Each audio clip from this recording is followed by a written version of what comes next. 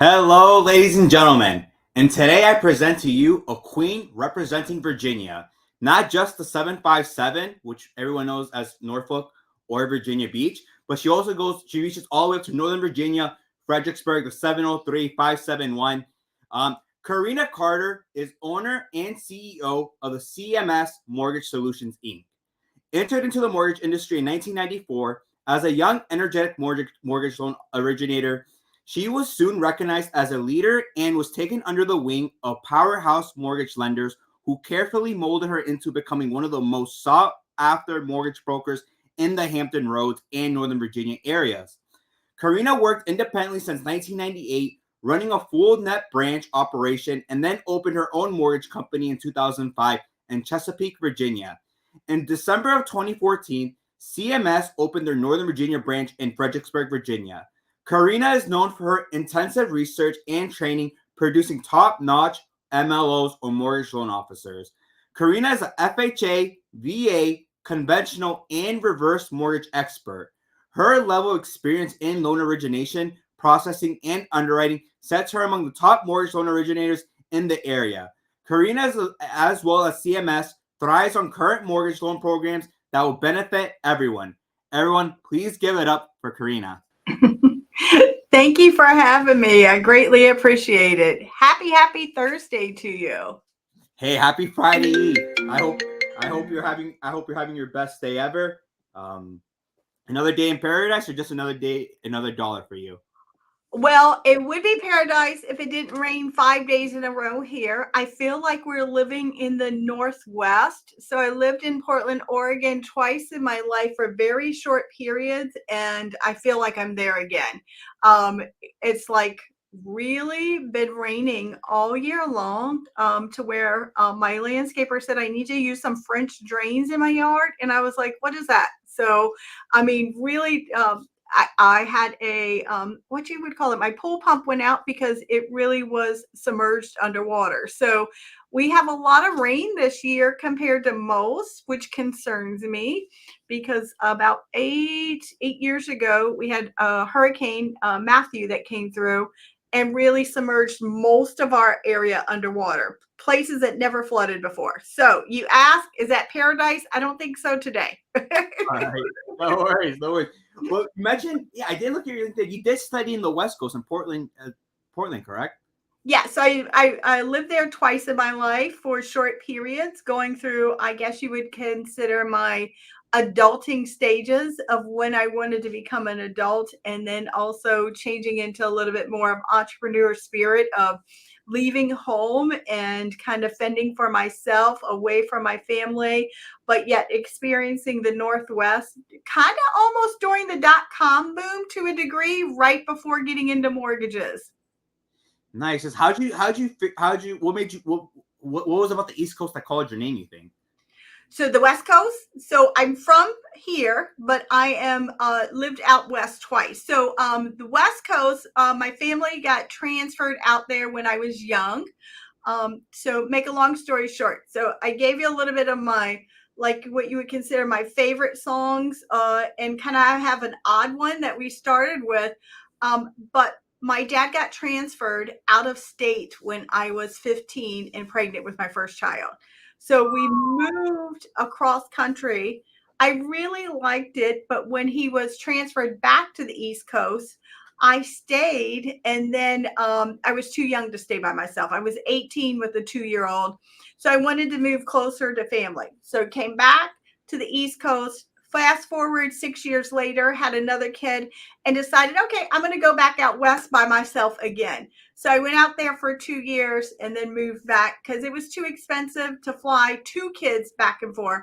But make a long story short, I still have friends from 30 years ago that I talk to every day. So it was very beneficial for my stages in adulting to move 3,500 miles away from home.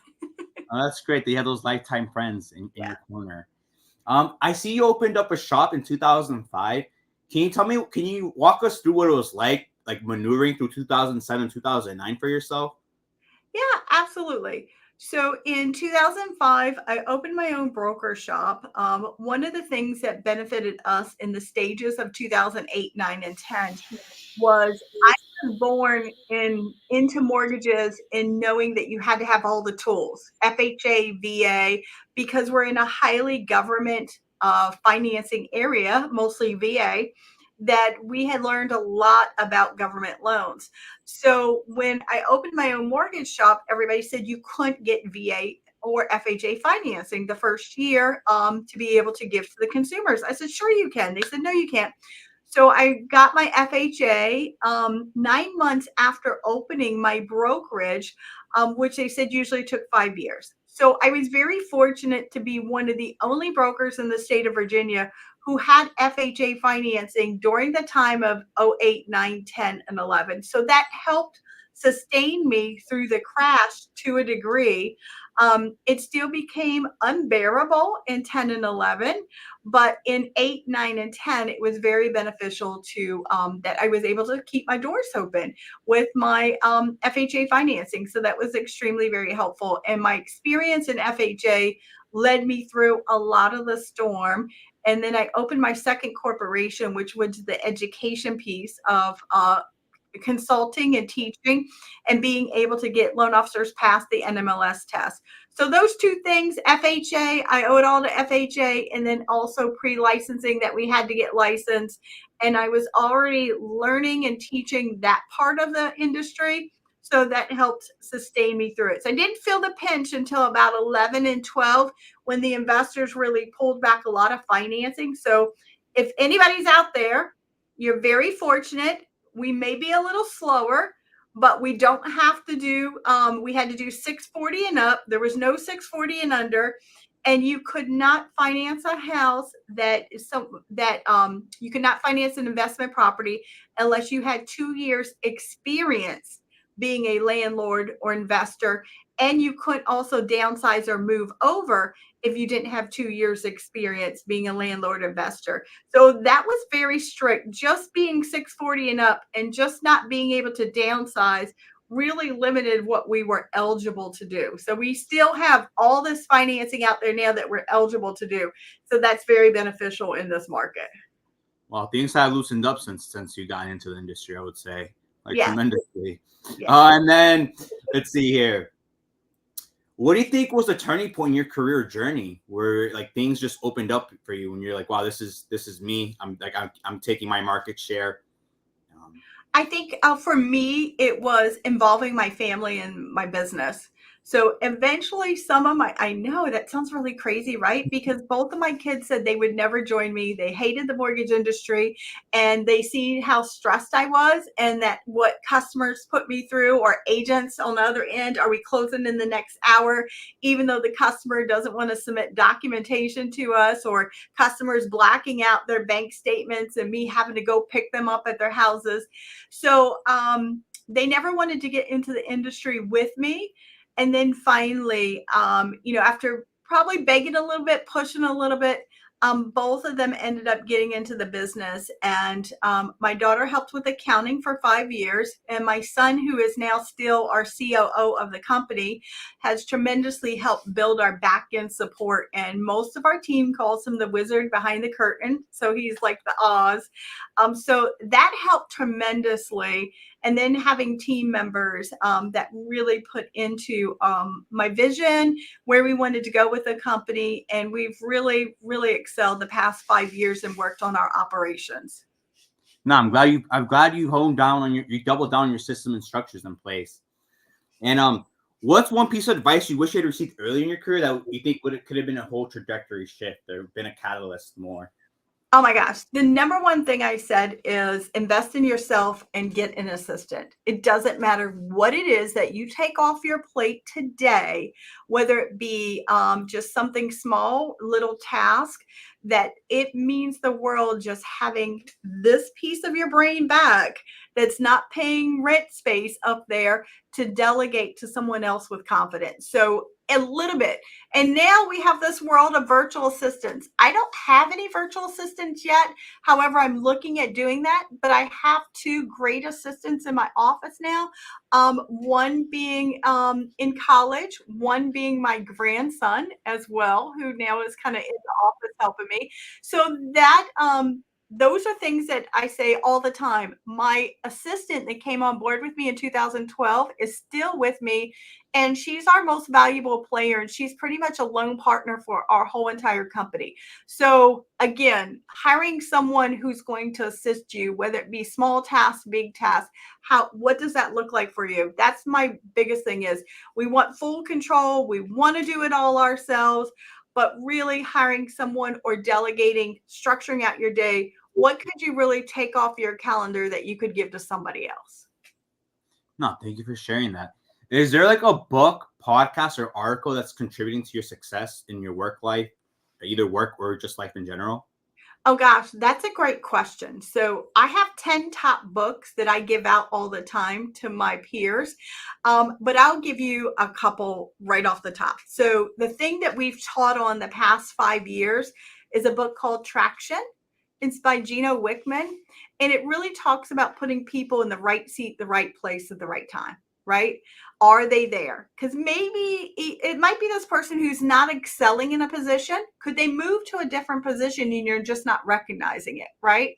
Or are you hiring for the right position, or are you putting the right position in place that you need to hire for right now? So that's a big one that we've really talked about in the past 5 years.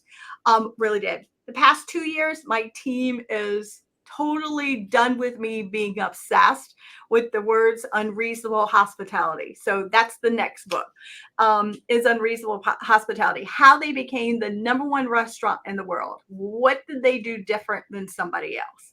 So those are my top two. And I'll give you my third just for a peep, is Management Mess by Scott Miller. Is like, we're not perfect. I'm not perfect. I'm never going to be right or 100% perfect. I'm messy all the time, right? So what does it look like to teach your team to admit when they're making mistakes and to be accountable to each other and what we can do for each other? No, thank you for sharing those 3 books with us. Let's just say hypothetically, someone enters the mortgage industry, comes to you like, "Hey, Green, I want to join your team." What's your best advice to them to having a successful 2024 and really taking off in 2025? I'm going to say, for your resources, what does that company have to offer you in resources? So we lay out a ton of resources for you to start with. Are you going to lean into those resources? And are you going to put a personal business plan for you together to lean into those resources? Like, we do 3 coaching calls a week. They're not sales meetings, they're actually coaching calls. We talk about programs, products, sales strategies, some life events, whatever it looks like that we can do, tech and tools, whatever it looks like that we can do to encourage our team to do so. The most success we're seeing is the people that are leaning into all the resources that we have, using little bits and pieces of it to develop a business plan. And that's kind of what we coach on and teach them how to do. And even people brand new are having success with it. Some seniors may not be, because they're not leaning in all the way, because our ego kind of gets in the way sometimes. And we're like, oh, we know it all. We've been doing this for 27 years.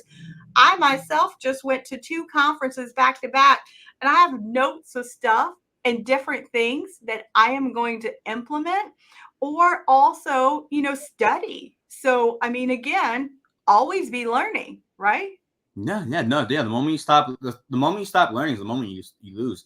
But that's amazing though. You put in your 10,000 hours already into this industry, and Yeah. you're still trying to master it even more. Um, what legacy do you hope to leave behind through your work? Would you say? I really feel like it would be an honor for me, for all my people to be able to, I guess you could say, oh, go out and open their own business, or go out, and if I was to quit tomorrow and not do this, would they feel the pain of me being gone? I would say I would hope not, because I would want them to be able to be successful on their own. And if they're taking any piece of what they've learned as a stepping stone being at CMS Mortgage, and being involved with leadership or coaching or any personal development, that would be an honor for me to say, okay, this is where I learned this, or this is how I took my business to the next step. So I feel like just being able other people to start businesses and being part of that journey for them is something that I want to do more of. and I would want to have as a legacy to leave behind. Besides my kids being able to be taken care of and say, okay, I can do this mortgage thing, but I don't think they will when I'm gone. I think they'll exit.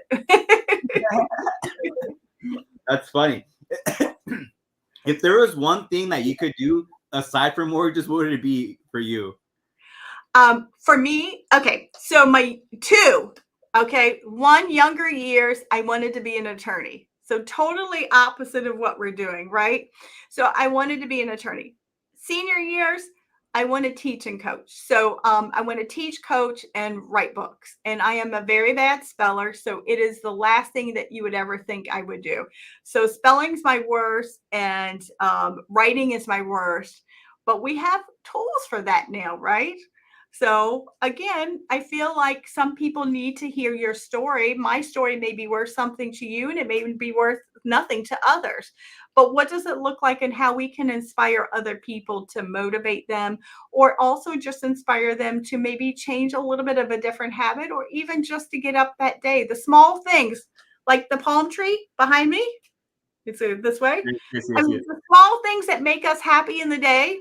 I don't really have a lot of palm trees in Virginia that are going to grow, but they make me happy, right? So I have one in my office. It's fake, but it makes me happy walking by it every day. I love it. I mean, it's little things that bring us joy. I really get Yeah, to see them. yeah. But what's the most misunderstood thing about you, your industry, or your work, would you say? Um, Let me talk about our industry in a whole first. I Okay. think a lot of people want to feel like they're the best at what they do, and they want to become the best at what they do, and they want to show that. But a lot of people struggle with showing people how hard they work, and that really we don't show people the value in what we do and how hard it really is. So we want it to look easier because we feel like that's what the consumer wants, right? But not necessarily is that how we earn our worth, and how we really teach them that this isn't that easy. And I think that's what the past 2 years has really taught a lot of people in our industry. Oh my God, it really wasn't that easy, right? I really didn't get a customer for every person I talk to right now, but I did maybe 5 years ago. I didn't grow up in that era. In the era I grew up in is right now. So all this is familiar to me, is that we have to talk to 100 people to get one person to qualify, right? And that may be exaggerating, but again, this is kind of what I say is, so now I say in our industry, we try to make it look too easy, and we probably shouldn't. It isn't that easy, but you don't have to be afraid of it because it's not that easy, but show your worth. And I think we sometimes want to just make it look very easy, right? No, you're totally right. You're totally, yeah. If you would get like I'm not gonna lie to you, if you were to get like 100 Facebook leads, maybe 2 or 3 are ready, maybe only one really crosses the finish line with you. But you're totally right on that. I get your point on that. If you could change one thing about the industry, what would it be and why? If I could change one thing about the industry, I feel like part of the industry is changing with it, is the infrastructure in what we're doing is making it a little bit easier for the consumer to apply, right? And then I think roles are changing. No offense, but I think women originators are very sought after now compared to what they weren't before. We were a male dominated area. So if you look at a lot of top companies right now, in their top 20% of originators, 70% of them are women right now. So that's definitely excelling compared to where we were even 10 years ago. So don't know. Is it what the consumers are looking for? Is it what the conversation is going? Or are women just getting more into the mortgage industry staying and men getting more into real estate? Don't know. But that's part of, I think the change is happening there, and but partially already for making the consumer a little bit easier to get to the finish line. Yeah, no, I mean, I'm not gonna lie to you. I feel like women are more empathetic just naturally than men are. So that they definitely probably give it like a better user experience naturally. Um, what's the biggest misconception people have about real estate in today's world, would you say? The misconception, I think for most people, they feel like buying your dream home is the golden ticket you hear all the time, people going to get a car, people going to get a boat. After they get that golden ticket that you get the pre-qual to buy a house, now you can do anything, right? So I think strategically planning right now and going back to the basics of business planning, financial planning, and also budget planning is very important to our economy right now. So I think the misconception is there that you can just automatically go out and buy a house and nobody can. And that's not necessarily true, right? You have to kind of plan for it. You really do. While we're on this topic, how do you explain to the consumer, hey, right now is actually the best time to buy because your wage growth, not on average, is only like 3 to 4%. That home that you like actually goes up in value 5 to 6%. Yeah. And if you're on the fence for rates to drop, the moment they do, more people are gonna pile in, and you probably won't even get a seller credit, and you might have to even overbid more. So how do you explain that to somebody like at a third grade level? Well, and that's hard, but I will tell you, it's a little easy that we coach our originators through that because Virginia is still in the top 10 for the least amount of inventory in the top 50 states. So we probably have less than 10% of new growth. So we're still in the top 10 for less inventory. So that is helping us coach our originators through that conversation because the houses are still not setting longer than 24 hours, right? And there's still, in 90% cases, no seller concession. So if that is still happening in what we consider a down market, when rates go down a little bit, the house prices are still going to go up and you're going to still have bidding wars that we're having right now, but it's only going to get worse. So it is the best time to buy. If you find the house and you can afford the payment, buy the house, right? No, preach. Amen to that. What's the most courageous decision you've made recently, and how did it impact you? Okay, that's an easy one for me. So 2 years ago, almost to the day when the market started turning, I decided to lean all into my company. So was it take my money and run and retire, which I could have, or take all my money and invest it back into the company, keep everybody employed for the next 2 years, and figure out where we would go from there. So we went from 40 employees to 140 in 9 months. So I said, yeah. So that was like, do I wake up? Do I hustle? Do I get my grind back on and figure out what that grit and shine looks like to me again? So I teach high schoolers and teach people across the country. I call it grit, grind, and hustle. So you have a little bit of grit, which is like what turns your lights on and figure out, do I like it? Do I not like it? Everybody has a grind because they get up and they go to work, right? Some form or fashion. But not everybody has that little bit of hustle. What that hustle is, it turns it over to that 1%er, right? That goes over and says, I'm going to make a difference. I'm going to make a change. And how am I going to figure this shit out, right? And 2 years ago, I said, okay, either I'm going to do this and go all in or not. So I had 300 meet and greets virtually by operations, association, podcasts, different people that I've met nationwide that I would never be in rooms with, and just having conversations in 1 year. And our growth tripled in company size and invested what I was going to retire off of really back into the business. How do you maintain that cohesion or those synergies in place with such rapid growth, would you say? A lot of planning ahead of time and a lot of just strategic entrepreneurial operating systems that we were working on already in place. So the books come in handy. When I tell you reading comes in handy, listening, going to the conferences, putting things in place. When you can expand from 40 to 150 and your people don't feel that rubber band expand and break, then you are doing something right. So, and still, we're not perfect, but again, that's where you have to put the processes in place and plug and play as you go and be able to do that. And that takes some proper planning ahead of time. So that is something that we have done. Even during COVID, when everybody was busy, we had 7 different brandings we were doing. We had 7 different operations, 7 different platforms we were plugging and playing. We were figuring out where that was going to be strategic for the future. Didn't know it would really come into this handy. But that's also where it was easier for me to make a decision. Do I take my money and run and retire? Or do I invest it back into the company and say, because we already are 80% there with operations? Does that make sense?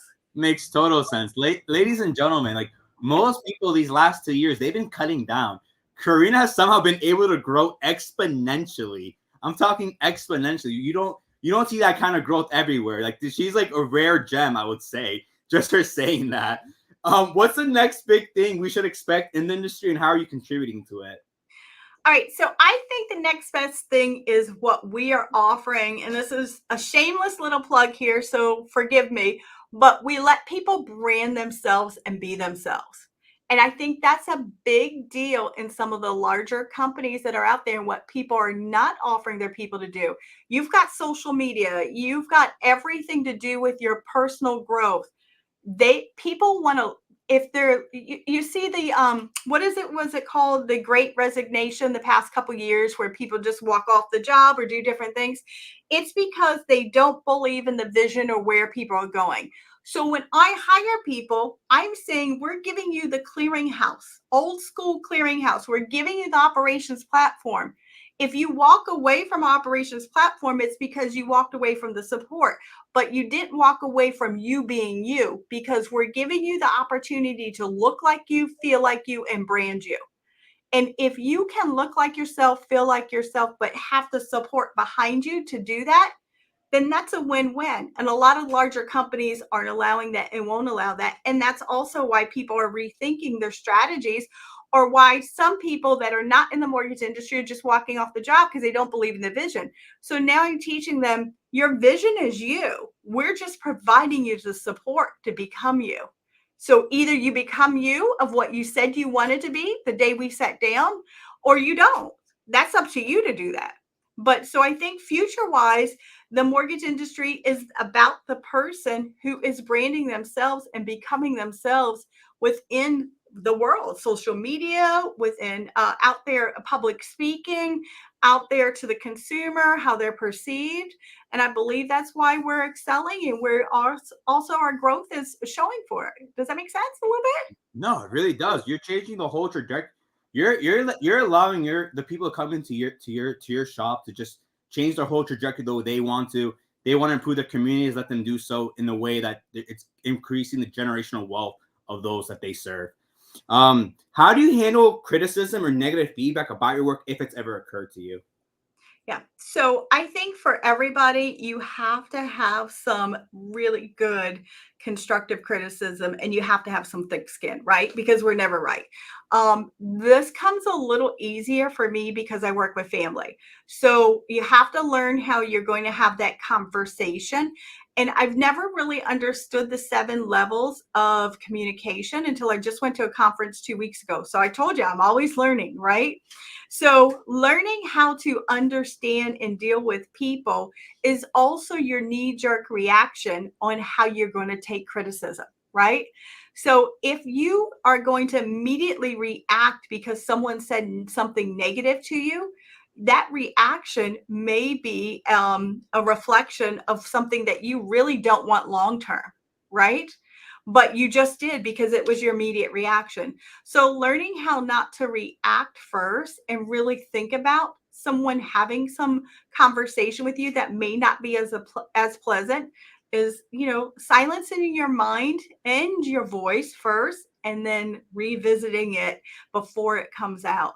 And I feel like that's something I was not very good at young, and I've gotten a little bit better at it as I've aged and really listened a little bit more first before I comment, to make sure that I am also making sure that I'm not saying anything that is disrespectful, kind of being politically correct, but not being on the positive poly all the time, but yet having conversations that are appropriate to not a knee jerk reaction and regretful later on.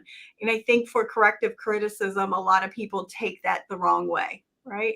Yeah, no, I'm not. I like that you probe the people you serve on how you can continuously give a 5-star user experience to them. So that I applaud you on your end. What's the story behind your most memorable success or failure, would you say? So I think part of is part of my personal journey of being a 12-year-old runaway, institutionalized at 14, pregnant at 15, graduating from high school with a 2-year-old on my hip with 2 jobs and an apartment at 17, and being on my own at 17, and always from since then. I think part of all my success comes from learning what I did wrong and how to not look back, and also be the pity party and saying, this is why me, why me, why me, and just looking forward and being able to understand why people in my past or even myself made wrongful choices that may have hurt other people, but moving forward, I was in a position not to look backwards and look forward and make sure that I made better choices going forward. Doesn't mean I was always right. Doesn't mean I didn't make more mistakes, because I failed way more times than I was successful at. Hence why I'm still working, and I didn't really retire 2 years ago. But in looking forward is really taking that time as a young rebel teen to understand why people do things the way they do, and why at a younger age I felt like I wanted something different in my life. So making different and tough choices has really, really changed the trajectory of my career, and I think my family's life too, because then later on in life, it wasn't hard for me to adapt to change. Does that make sense at all? No, no, it truly does. It truly does. What was I gonna go with this? You are a super mom. I don't know if you ever heard like the story about like the drunk dad and the two sons, how like one son became just like the dad, but the other one just like completely changed their whole life story. You're literally the person that just changed their whole life story. Even you prevailed over adversity. You like exceeded everyone's expectations of prevailing over adversity, I would say. And then let's see here. Um, if you could have dinner with any historical figure, who would it be and why? Ooh, historical figure. Oh, that's a tough one because I'm not really big on history, even though I grew up in the most history town, I think, on one on the East Coast. Historic figure. Oh gosh. Only because I have like 3 poems in my office. Maya Angelou had the voice and the conversation of someone that was angelic and just very much wasn't afraid to talk to people, but also put it out there. So I don't know if you would call her historic, but she definitely had that voice that people listen to and still writes history with her words. So I don't know. So I think that would be one. No, that's a good one. That's a good pick. And who inspires or influences you the most in your work, would you say? For my work now in the mortgage industry itself. Yeah, just in life, whatever you would open-ended question. Just in life itself, I've had the pleasure of being in the same room and interviewing 2 billionaires in the past, or interviewing one and being in the same room with two in the past 30 days. So I would say Sarah Blakely, I was just on stage with. She's the CEO and owner of Spanx. And I was very fortunate to have a conversation with her and interview her. And I mean, she is just a founder of things. So she is phenomenal and business owner. And then one of my all-time sheroes is Jamie Kern Lima, who is the owner and founder of It Cosmetics, who sold for $1.2 billion cash in 2016 after only being open 6 years. I mean, so I will tell you, these two ladies, just having conversations with them in the past 30 days and being in the same room, I feel like has changed my life and given me energy to move forward. Yeah, you're definitely elevating the wavelength of thinking that you're on hanging out with those people. I can Well, not almost hanging out. I want to hang out with them. So if they're listening, come get me. That's funny. What's the biggest lesson you've learned in your career so far, would you say? um, Always be learning. That's the biggest lesson, period. So much ego in sales in general, right?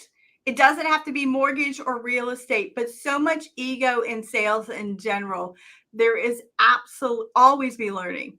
I have people who've never been in the business before, never been in sales, and they teach me something. A lot of my newbies right now are teaching me something. So always be learning and being open to having those conversations. of things that you can implement in your life. Always. No, it's a true words not spoken enough about, Corrina. True words not spoken enough about. What do you think is the key to maintaining a work-life balance for yourself, and how do you apply it in your life? Okay, so I'm going to answer that like I always do. I don't have a work life balance because I love what I do, and what I do fuels me. I'm wired a little differently. I've mostly been single my whole life.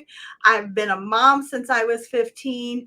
So I have been probably the worst at that anybody could ever say. So I've struggled with a work life balance, and I've gotten by with what needed to be a good mom. So could I have been better? Yes.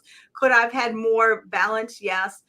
But I do feel like I have somewhat been in a position where I've been able to provide for my family in a different way than I really would have looked at 30 years ago, that I probably wouldn't have thought I would have been able to. So I'm appreciative of that, but my family has suffered. My family has always had to deal with the business having a seat at the dinner table, right? So not good at that. Yeah, I'm probably a negative 20 on that one. maybe maybe consider getting some group therapy with everybody. That way, everyone's on the same page. Um, Yeah. that's So fun. my once a year vacations are how I create my personal balance, but my life balance, it does take its flaws on being an entrepreneur. So it's not all it's cut out to be, everybody. It's definitely hard work. And I can only imagine. I can only imagine the fact that you've been able to scale up your business. I'm sure you have. It feels like long nights and short years for you. Um, what's the most challenging aspect of being in your role or title in today's world? Would you say? I'd say having those hard conversations, making sure that you're okay with having them when the time comes, and making sure that you are hiring fast but firing faster. Very So, vain right there. I love that. so sometimes that comes a little difficult to most people, which it does me when you want to give out so many opportunities to people. But that's probably the most challenging thing right now. No, I can only imagine. I can only imagine. What's your take on the future of the real estate industry? Do you see us buying with blockchain in the next 5 to 10 years, or do you think it's a couple decades out? I don't see it just being as quick as everybody thinks is, but at the same time, I feel like we are in a great position for the next 3 to 5 years. I really do. I feel like whoever is here now that is being seen and heard is going to do what I feel like I did for my family 15 years ago, and make a change for their family, because they're going to be in a good career that can provide a good career path for themselves with a great income, and a really, what I feel like, a giving back career. We make people happy, we make people feel good. Even though we pull their DNA to get a house, and draw blood, we still make them feel good in the tail end when they walk in those doors to that house every day.